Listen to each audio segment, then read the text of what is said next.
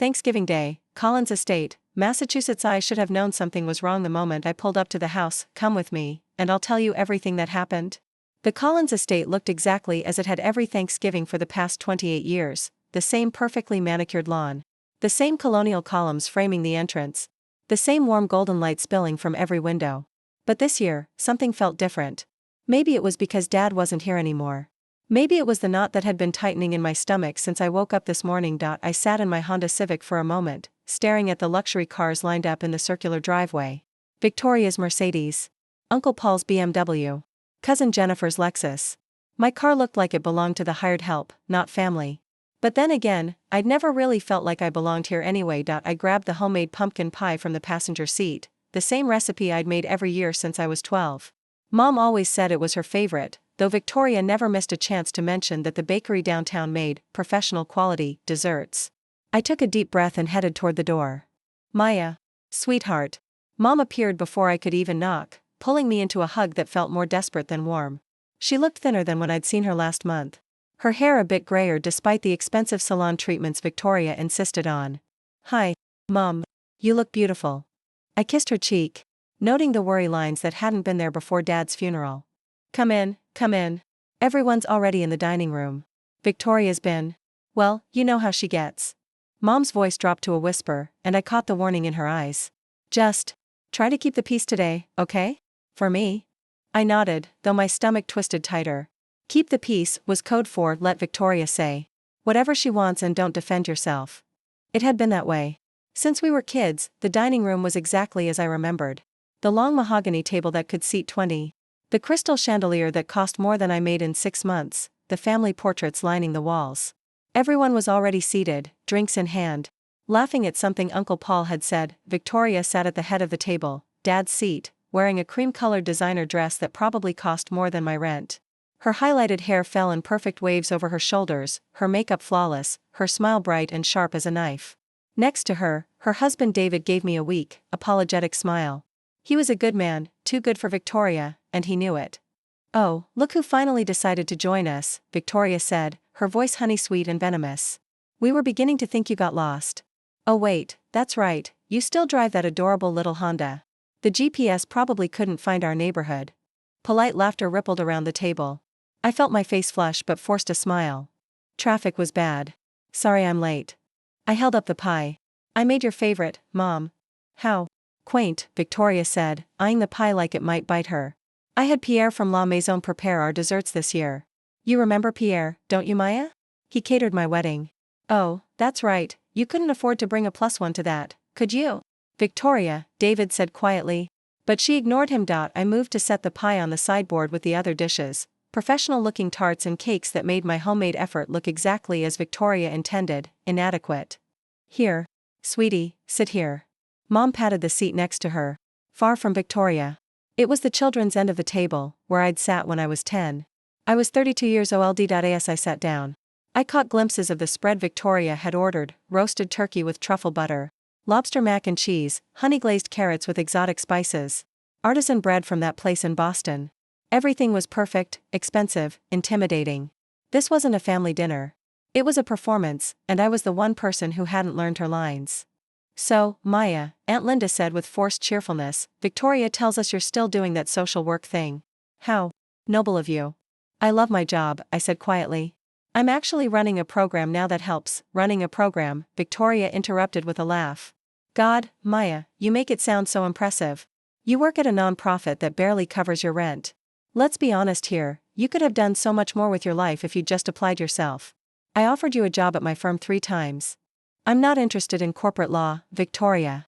Some of us care about making a real difference. The words came out sharper than I intended. The table went quiet for a moment. Victoria's eyes flashed dangerously. A real difference? Is that what you call it? Maya, darling, I donate more to charity in a year than you'll make in your entire career. Don't confuse poverty with nobility. Victoria, that's enough, Mom said weakly, but she wouldn't meet my eyes. No, Mom, it's not enough. Victoria stood up, smoothing her dress. I think it's time we all stopped pretending. I think it's time for some honesty at this table. My heart started pounding. I knew that look on Victoria's face. I'd seen it before, right before she told my high school boyfriend that I'd been adopted. Right before she accidentally revealed to my college friends that I was on a full scholarship while she paid full tuition. Right before she made sure everyone knew I hadn't contributed a dime to Dad's funeral costs. This is our first Thanksgiving without Dad, Victoria continued, walking slowly around the table like a lawyer addressing a jury. And I think we all need to acknowledge something. This family has changed. The dynamics have shifted. We need to be realistic about who we are and what we're building for future generations. What are you talking about, Victoria? Uncle Paul asked, uncomfortable. I'm talking about legacy. I'm talking about the Collins name. I'm talking about the fact that some of us have honored Dad's memory by building empires. By making the Collins name mean something in this community, while others, she paused dramatically behind my chair, while others have chosen to reject everything this family stands for. I could feel every eye on me. My hands were shaking in my lap. Victoria, sit down, David said more firmly. This isn't the time. No, David, this is exactly the time. We're about to say grace. We're about to give thanks. And I think we should be thankful for honesty. She placed her hands on the back of my chair, and I could smell her expensive perfume. Maya, I want you to know that I don't hate you. I actually pity you. You've spent your whole life trying to be something you're not. Trying to fit into a family that, Victoria. Mom stood up, her voice cracking. Stop this right now. But Victoria was on a roll, and nothing could stop her when she got like this. Actually, before we start Grace, I need to say something. Her voice rang out clear and cold. Maya, you don't belong here. This is a family dinner. Real family. And I think it's time we all stopped pretending that adoption is the same as blood. You're not a Collins. You never were. You're just someone Dad felt sorry for, and we've all been playing along for decades, but he's gone now, and I'm not doing it anymore. The silence that followed was deafening. I couldn't breathe. I couldn't move. I felt like I was 14 years old again, hearing for the first time that I was adopted, that I was different, that I didn't really belong. Tears burned behind my eyes, but I refused to let them fall. Not here. Not in front of everyone. Mom was crying quietly. Uncle Paul was staring at his plate. Aunt Linda looked horrified. David had his head in his hands. No one was looking at Victoria. No one was looking at me. I started to push back from the table, ready to leave, ready to run like I always did when Victoria got like this. But then I heard it, the doorbell ringing through the house. We all froze. Who could that be? Mom whispered. Everyone's here. Victoria looked annoyed. Probably someone selling something. David, go get rid of them. But before David could move, we heard footsteps in the hallway. The housekeeper, Mrs. Chen, appeared in the doorway, looking flustered. I'm sorry to interrupt, but Father O'Brien is here. He says it's urgent. He says he needs to speak with all of you. Now. Father Michael O'Brien stepped into the room behind her, still wearing his priest's collar under a heavy coat. His face was serious in a way I'd never seen before. Not even at Dad's funeral. Father O'Brien, Victoria said, recovering quickly, her voice shifting to that respectful tone she used with important people. What a surprise. We're just about to have dinner. Would you like to join us? No, thank you, Victoria. His voice was grave. I'm here on official business. I'm here as the executor of your father's will. The room went completely still. I could hear the antique clock ticking on the mantel. The will was read months ago, Victoria said slowly. Everything was settled. Not everything, Father O'Brien said. He was looking directly at me now, and there was something in his eyes. Sympathy? Kindness? I couldn't read it. Robert left specific instructions that were to be carried out at Thanksgiving. He knew exactly what would happen here today. Victoria's face had gone pale. What are you talking about? Father O'Brien set his briefcase on the sideboard and opened it, pulling out a thick envelope sealed with red wax, Dad's personal seal. Before I read this, Robert insisted that Maya be given the opportunity to speak first. To share with this family what she's never told you. What she's kept secret for years. He turned to me, and his voice softened. Maya, your father wanted you to have your moment before the truth came out. Will you take it? I sat there, frozen, my sister's words still echoing in my head. You don't belong here. Everyone was staring at me now, confusion and curiosity replacing the horror of moments before. My mouth was dry. My hands were trembling. But I looked at Father O'Brien, and I saw Dad in his eyes, Dad who had always believed in me. Always told me I was stronger than I knew, always said that the truth would come out when it needed to. I stood up slowly, my legs shaking. Yes, I whispered. Then, louder, yes. I'll speak. Victoria sank back into her chair, and for the first time in my life, I saw something on her face I'd never seen before. Fear. The truth begins to surface. I stood there at the children's end of the table, my hands gripping the back of my chair so hard my knuckles had turned white. Every eye in that dining room was fixed on me. And I could feel the weight of their stares like physical pressure against my chest. Father O'Brien gave me an encouraging nod, and I saw him mouth silently. He knew. Robert knew everything. My mind was racing. What did Dad know? How much had he seen? And why did he want me to speak now, after Victoria had just publicly eviscerated me in front of our entire family? I took a shaky breath and looked around the table. Mom was dabbing at her eyes with her napkin, her hands trembling.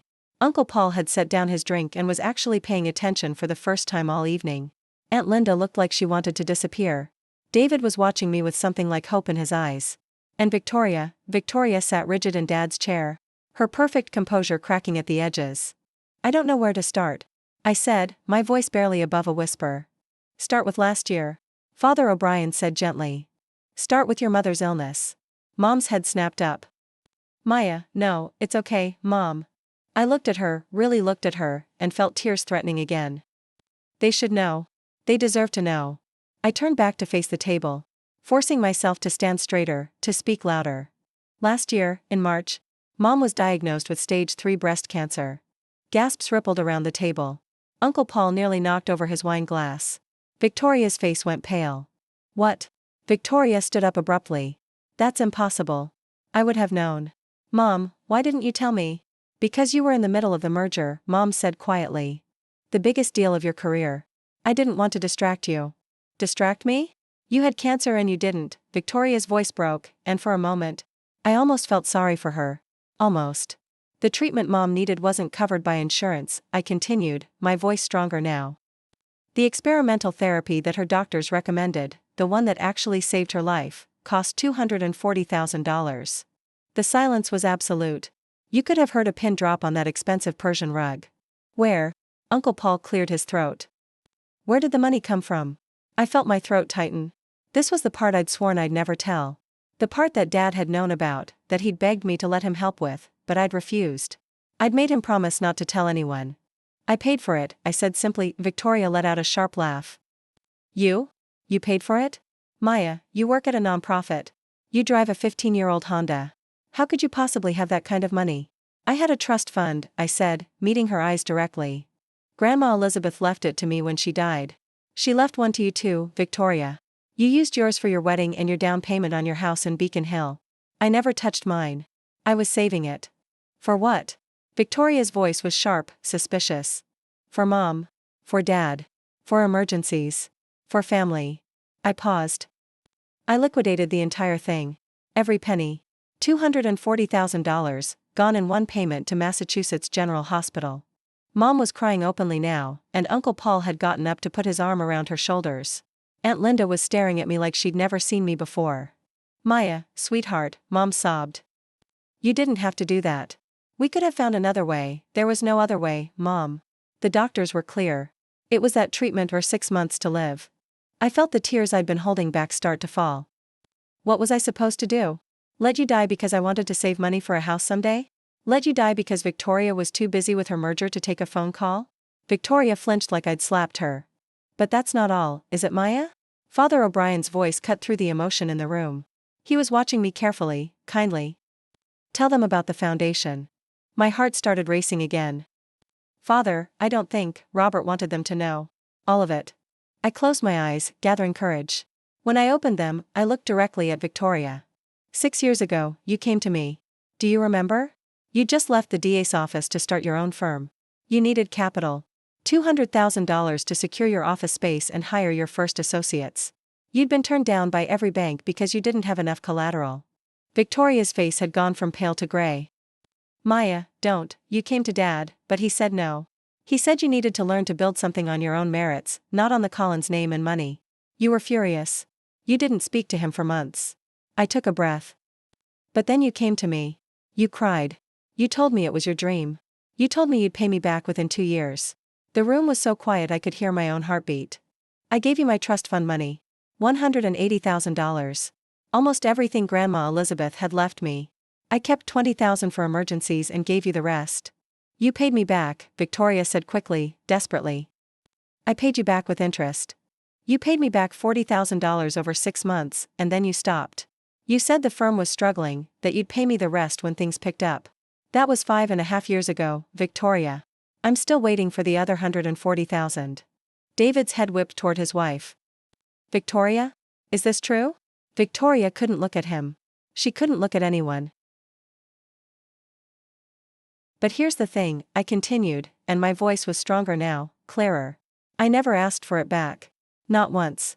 Because you're my sister, and I wanted you to succeed. I wanted you to have your dream, even if it meant I couldn't have mine. Father O'Brien stepped forward, opening the sealed envelope in his hands. Robert knew all of this, Maya. He knew about the money you gave your mother. He knew about the loan to Victoria. He knew about every sacrifice you made for this family. How? I whispered. I never told him about Victoria. He didn't know about Mom's treatment until after. He knew because Margaret told him. Right before he died. Father O'Brien pulled out several documents. She couldn't bear the guilt anymore. She confessed everything. And Robert spent his final weeks making sure the truth would come out. Mom was shaking her head. He was so angry with me. So disappointed that I'd kept it secret, that I'd let Maya sacrifice so much while Victoria, she couldn't finish the sentence. But there's more, Father O'Brien said. And now he was looking at me with something like awe. Tell them about the Robert Collins Foundation, Maya. My stomach dropped. Father, please, they need to know. Robert wanted them to know. I felt like I was going to be sick. This was the secret I'd kept closest, the one thing I'd never wanted anyone to discover. But Father O'Brien was right. If we were telling the truth, we had to tell all of it. 4 years ago, I started a non-profit foundation, I said quietly. The Robert Collins Foundation for Youth Services.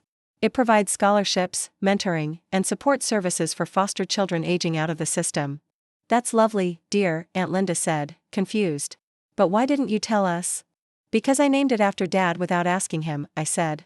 Because I used his name and his reputation to get donors and support. Because I was afraid he'd be angry that I'd tied his name to my little social work project. How much does this foundation operate on annually? Uncle Paul asked. I swallowed hard. This year, we'll distribute about $1.2 million in scholarships and services. The number hung in the air like a bomb. 1.2 million? Victoria's voice was barely audible. How is that possible? Grant writing. Fundraising events. Corporate partnerships. I've spent 4 years building relationships with donors who believe in the mission. I looked down at my hands. I work at the nonprofit downtown 3 days a week to pay my bills. The other 4 days, I run the foundation from my apartment. For free. I've never taken a salary from it. Every dollar goes to the kids. Father O'Brien was nodding. Robert discovered the foundation 2 years ago when a colleague mentioned it at a board meeting. He was shocked and incredibly proud. He started investigating quietly, and he learned everything. How Maya worked 16-hour days. How she turned down 3 higher-paying job offers to keep doing this work. How she lived in a tiny apartment and drove an old car because every spare cent went back into helping others. He never told me he knew, I whispered. He wanted to see what you'd do. He wanted to see if you'd keep sacrificing even when no one was watching, even when you got no credit. Father O'Brien smiled sadly. And you did. Month after month, year after year. You just kept giving. Victoria had sunk back into her chair, her head in her hands. David was staring at me like he'd never seen me before. Uncle Paul was shaking his head in disbelief. There's one more thing, Father O'Brien said. Maya, you need to tell them about this past summer. I felt my chest tighten. That's private. That's between me and, Robert wrote about it in his letter. He wanted them to know. Father O'Brien's voice was firm but kind. Tell them. I couldn't look at anyone as I spoke. This summer, Victoria's firm was being audited. There was a discrepancy in the books, a missing $120,000 from a client escrow account. It looked like embezzlement. Victoria's head shot up. How do you know about that? David called me. He was terrified. He said if it went public, you'd be disbarred, possibly prosecuted. The firm would collapse. Your reputation would be destroyed. I finally looked at her. He asked if I had any money saved. Anything at all that could help. Maya, no, David whispered. You didn't. I had $70,000 left from what Victoria had paid me back years ago. I'd been saving it again, rebuilding. I gave it all to David. He paid back the client personally, covered the discrepancy, and the audit passed. Victoria was staring at me, tears streaming down her face. You did that? After everything I've said to you? After everything I've done? You're my sister, I said simply. What else was I supposed to do? The room erupted then. Everyone talking at once. Uncle Paul demanding to know why no one had told him. Aunt Linda crying. Mom trying to explain. David looking at Victoria with something between love and disappointment, but Victoria just sat there. staring at me, and for the first time in our entire lives, I saw genuine remorse in her eyes. Father O'Brien raised his hand. And slowly, the room quieted. Now, he said, his voice carrying authority. Now I'm going to read Robert's will. The real will. The one he wrote in his final days, when he knew the truth about everything. He looked around the table. I want you all to remember what you've just heard. Remember who Maya is and what she's done for this family. Remember it when I read what Robert decided. He broke the seal and unfolded the papers, and I knew, in that moment, that nothing would ever be the same again. The truth behind everything. Father O'Brien adjusted his reading glasses and held up the document. The paper looked official, embossed with legal seals and signatures. My heart was hammering so hard I thought everyone could hear it. This is the last will and testament of Robert James Collins, Father O'Brien began, his voice formal now, official. Written and notarized on September 15, exactly 3 weeks before his death. He asked me to keep it sealed until this specific moment, Thanksgiving dinner, after the truth had been revealed. Victoria's hands were shaking.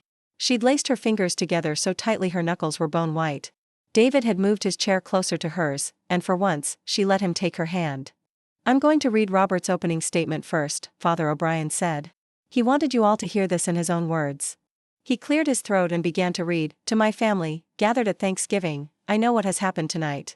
I know what Victoria said to Maya. I know because I've watched this pattern repeat itself for 30 years, and I knew, even in death, it would happen again. Victoria, my darling daughter, I love you.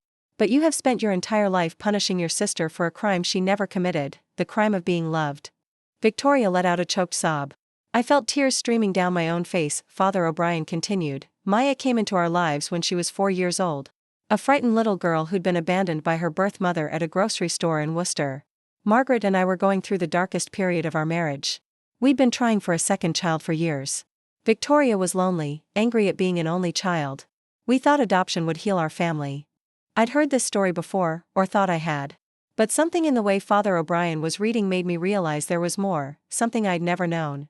But what I never told anyone, what I've kept secret for 28 years, is this: Maya wasn't a random adoption. She wasn't just some foster child we chose from a book of photographs. Father O'Brien paused, and when he looked up at me, his eyes were wet. Maya, you are my biological daughter.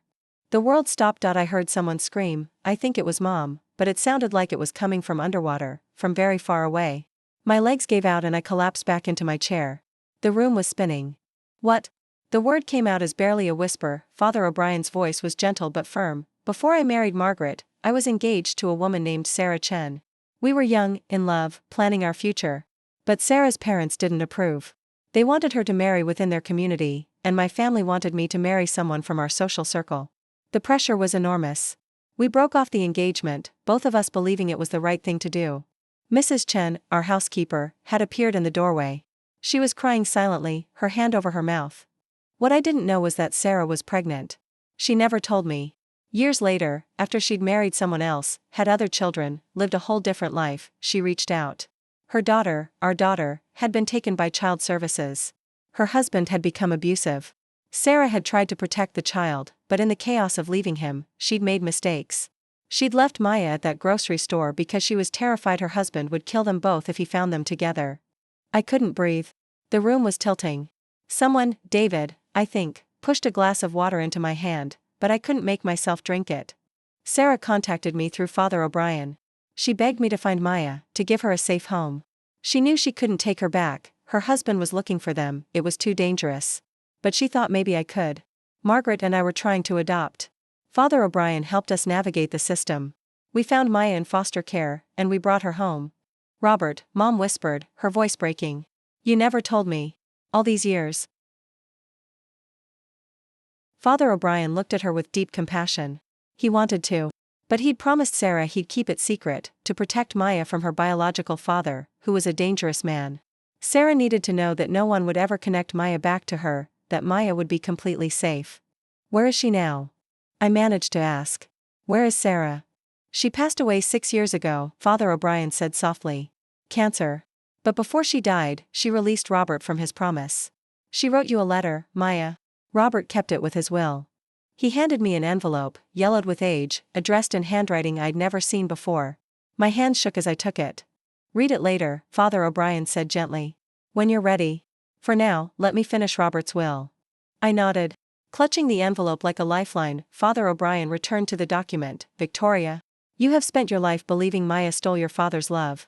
The truth is, I have enough love for both my daughters. I loved you both equally, but differently. Maya needed protection, patience, gentleness. You needed challenges, boundaries, tough love. I gave each of you what you needed, but you saw only what she received and resented her for it. Victoria was sobbing openly now, her perfect makeup running in dark streams down her face. I watched you bully her.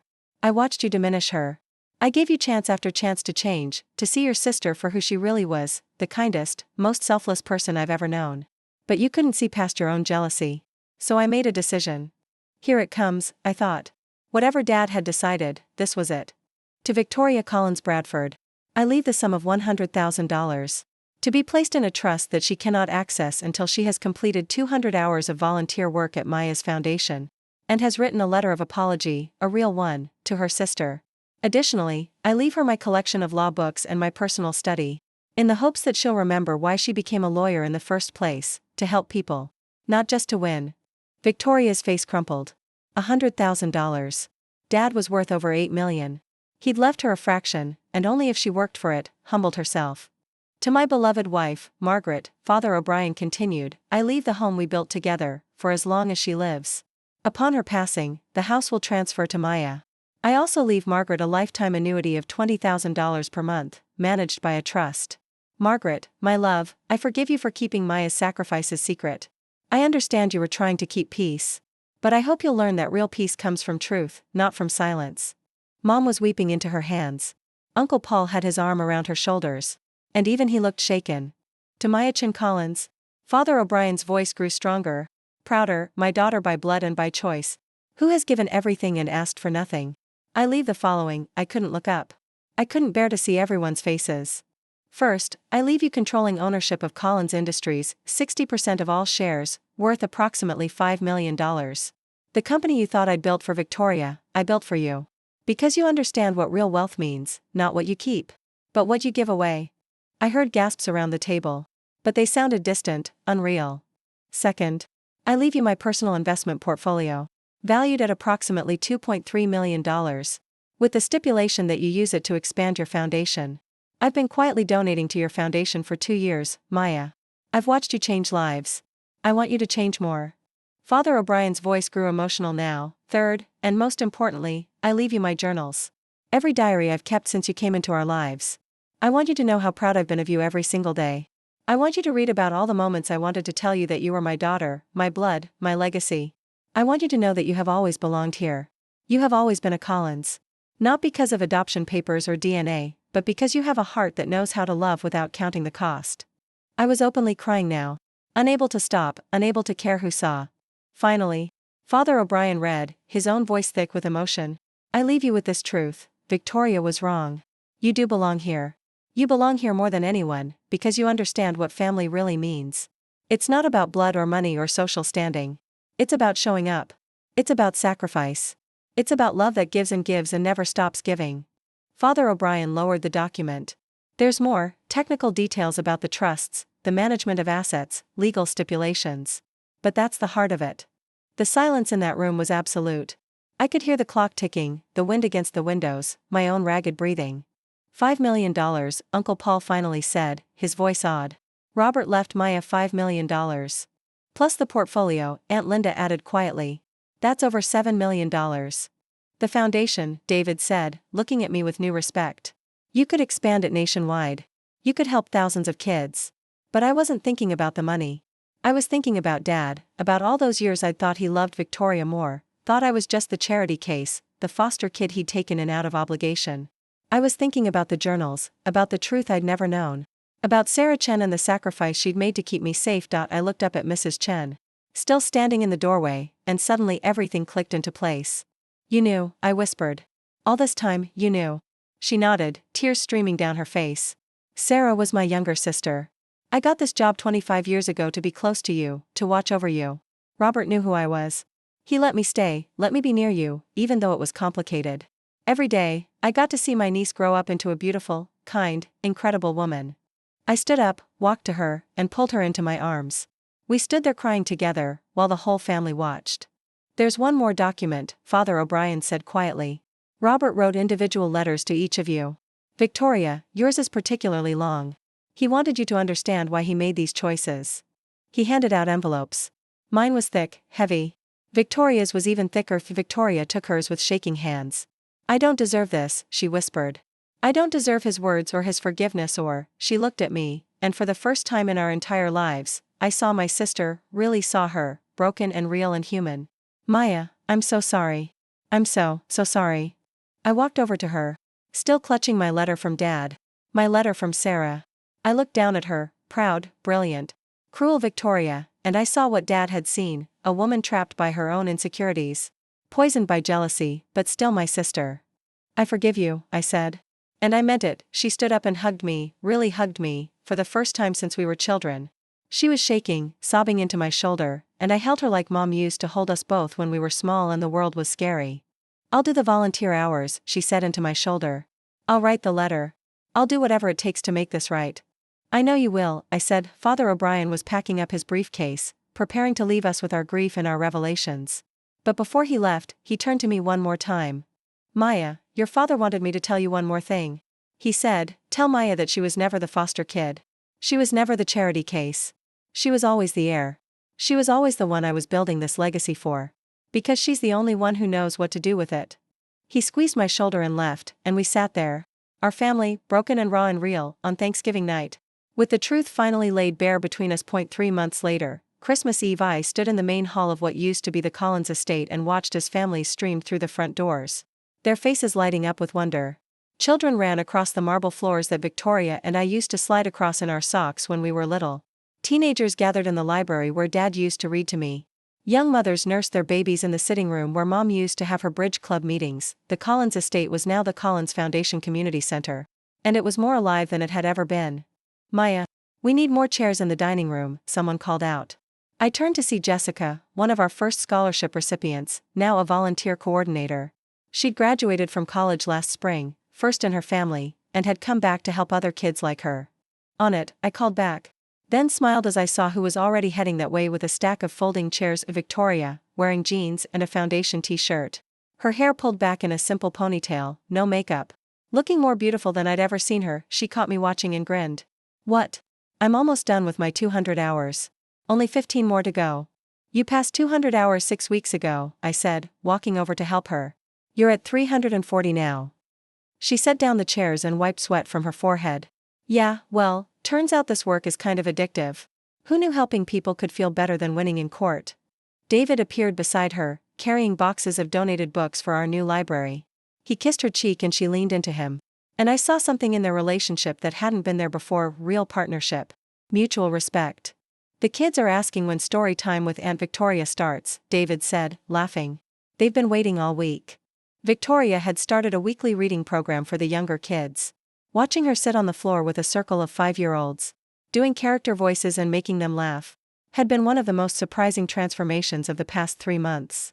Tell them 10 minutes, Victoria said. Then she turned to me. Have you seen Mom? She said she was bringing her famous cider. She's in the kitchen with Aunt Chen, I said. I still couldn't get used to calling Mrs. Chen Aunt, but she insisted, and it felt right. They're arguing about whether to add cinnamon sticks or star anise. My money's on Aunt Chen, Victoria said. She always wins food arguments. We shared a smile. And I felt that familiar warmth in my chest, the feeling of having a real sister. Finally, after all these years, the past 3 months had been a whirlwind. After Thanksgiving, I'd spent 2 weeks reading Dad's journals, every single entry from the day I came home to the day before he died. I'd cried through most of them. He'd written about my first day of school, my first lost tooth, the time I'd donated all my birthday money to an animal shelter when I was 9. He'd written about his pride, his love, his constant fear that Victoria's cruelty would break me. He'd written about the moment he decided to leave me everything, not as revenge against Victoria, but as faith in me. Sarah's letter had been shorter but no less powerful. She'd written about the impossible choice she'd made, about watching from a distance as I grew up, about her pride in the woman I'd become. She'd written, I gave you up so you could live. Your father gave you everything so you could thrive. Now it's your turn to decide who you want to be. I'd decided to be exactly who I'd always been, but bigger, bolder, with more resources to help more people. Collins Industries was now run by Uncle Paul, with strict instructions to maximize profits for charitable giving. The company was thriving under his management, and 60% of the quarterly profits went straight to the foundation. We'd already expanded to 3 more cities, helped over 2,000 kids, and had a waiting list of young people desperate for our services, but the community center, this had been my dream project. Converting the estate into a space where families could gather, where kids could get tutoring and mentoring, where single mothers could take parenting classes and job training workshops, where everyone was welcome regardless of their background or bank account. Mom had fought me on it at first. "This is your inheritance," she'd said. "Your father's legacy." "Exactly," I'd replied. "And the best way to honor his legacy is to share it." She'd come around eventually. Especially when she saw how alive the house became when it was filled with laughter and purpose instead of just expensive furniture and silence. "Attention, everyone." Father O'Brien's voice boomed through the hall. He'd become a regular fixture at the center, running a weekly ethics discussion group and providing counseling services. "It's time to light the Christmas tree. Maya, would you do the honors?" I walked to the center of the main hall where we'd set up a massive tree, decorated entirely by the kids we served. It wasn't elegant or coordinated, ornaments hung at random heights, tinsel was clumped in some places and sparse in others, and there were at least 7 stars on top because no one could agree on just one. It was perfect. Victoria appeared at my side, slipping her hand into mine. On my other side, Mom took my other hand. David stood behind Victoria. And Anshin stood beside Mom. Our family, imperfect and rebuilt. But real. "Before we light the tree," I said, my voice carrying through the now quiet hall, "I want to say something. 3 months ago, I sat at a Thanksgiving table and heard someone tell me I didn't belong. That I wasn't real family. That I was just someone to be pitied." The room was silent. The families gathered here knew our story, it had been all over the local news. "Foundation Heiress transforms family estate into community center," the headlines had read. Some had been kinder than others. But the truth had come out, the adopted daughter who was really the biological heir, the sister rivalry. The deathbed, well, that changed everything. "But here's what I learned," I continued. "Belonging isn't about blood or money or whether someone decides you're worthy. Belonging is about showing up. It's about seeing people who are hurting and helping them. It's about taking what you've been given and sharing it. It's about building something bigger than yourself." I squeezed Victoria's hand, and she squeezed back. "My father left me a lot of money. But that's not what he really left me. He left me proof that I mattered. He left me permission to be exactly who I am. He left me the courage to take up space in the world without apologizing for it." I looked around at all the faces, scholarship students, single parents, volunteers, my family. "And now I'm leaving all of you the same thing. You matter. You belong. You don't have to earn it or prove it or apologize for it. You just are." I plugged in the tree, and it lit up in a chaos of colors, white lights and colored lights, blinking and steady, none of it matching, all of it beautiful. The room erupted in applause and cheers. Kids started singing Christmas carols, slightly off-key and enthusiastic. Someone started passing out hot chocolate. The evening dissolved into the kind of joyful chaos that I'd come to love later. After the families had gone home and the volunteers had finished cleaning up, I found Victoria sitting alone in Dad's old study. She'd claimed it as her office when she started working at the foundation full-time. She'd closed her law practice last month, or rather, transformed it into a non-profit legal clinic for low-income families. "Hey," I said softly. Knocking on the open door, she looked up, and I saw she'd been crying. In her hands was a letter, the one Dad had written to her. "I read this every day," she said. "Every single day, to remind myself of who I was and who I want to be." I sat down across from her. "What does it say?" She smiled sadly. "That he loved me. That he never stopped loving me, even when he hated the way I treated you. That he knew I was better than my worst moments, and he was leaving me a chance to prove it." "And have you?" I asked gently. "Proven it?" Victoria looked at me, really looked at me, with clear eyes and an open heart. "I'm trying. Every day, I'm trying. I wake up and I think about all the years I wasted being jealous of you, being cruel to you, and I can't believe I was so blind." "Victoria, no. Let me finish." She stood up, walked around the desk. "You were always everything I pretended to be. You were kind when I was calculating. You were generous when I was greedy. You were strong when I was just mean. And the worst part is, you would have loved me anyway. If I'd just let you. If I'd just been brave enough to be your sister instead of your rival." I stood up too, took her hands. "You're being my sister now. That's what matters." "I wrote you the letter," she said suddenly. "The apology letter Dad required. It's 60 pages long. I've been working on it for 3 months, trying to capture everything I need to say, every way I hurt you, every apology I owe you. It's not enough, it'll never be enough, but it's honest." She pulled an envelope from the desk drawer and handed it to me. It was thick, heavy, addressed in Victoria's precise handwriting. "You don't have to read it now," she said quickly. "Or ever, if you don't want to. I just needed to write it. I needed to face everything I'd done." I took the letter, held it for a moment, then set it down on the desk. "I'll read it. But Victoria, I want you to know, I forgave you on Thanksgiving. I forgave you the moment you were ready to hear it." "How?" she whispered. "How can you forgive so easily?" "Because holding on to anger was killing me," I said honestly. "Because Dad taught me that forgiveness isn't about saying what someone did was okay. It's about refusing to let their mistakes define your future. And because you're my sister. My actual, biological sister, we share Dad's DNA. And I don't want to waste another day of my life hating someone I could love instead." Victoria broke down then. Really broke down, and I held her while she sobbed. She cried for all the years she'd lost to jealousy. She cried for Dad, who she'd never fully appreciated until he was gone. She cried for the sister she'd tormented and the grace she didn't deserve but was being given anyway. When she finally calmed down, she pulled back and laughed shakily. "God, I'm a mess. The kids are going to think Aunt Victoria lost it." "The kids love you," I said. "Almost as much as they love story time." Speaking of which, Victoria wiped her eyes. "I've been thinking about something. A new program for the foundation." "Yeah? Legal aid for foster families. Pro bono representation for kids aging out of the system who are trying to get their records, establish their identities, all that bureaucratic nightmare stuff. I could recruit lawyers from my old firm, build a whole network." Her eyes were bright now, excited. "We could help thousands of kids navigate the system. Kids like you were." I felt tears prick my own eyes. "Victoria, that's brilliant."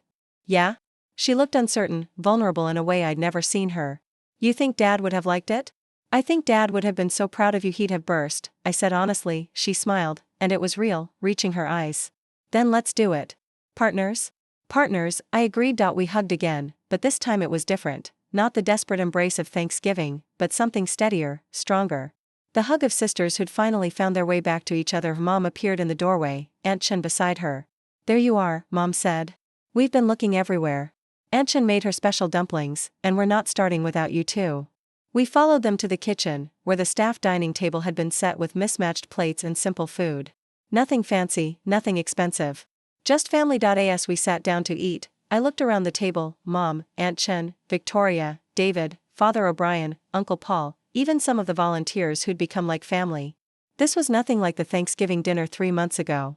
That table had been perfect and poisonous. This table was messy and real and full of love. "A toast," Father O'Brien said, raising his glass of cider.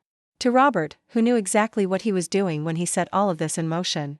"To Robert," we echoed. "And to Maya," Victoria added, her voice strong and clear. "The sister I didn't deserve but got anyway. The woman who showed us all what real family means. To Maya, who always belonged, even when we were too blind to see it." "To Maya," they all said. And I felt the words settle into my bones like truth.